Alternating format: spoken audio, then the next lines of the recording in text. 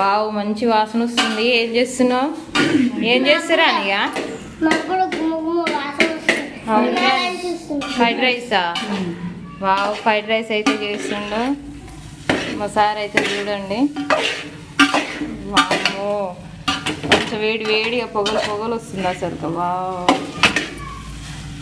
ఏవి బాగా చేయడు కానీ ఫ్రైడ్ రైస్ అయితే మంచిగా చేస్తాడు అసలు. నాకైతే చాలా ఇష్టం. చాలా రోజులు అయితే తినక చేయనంటే చేసిండు.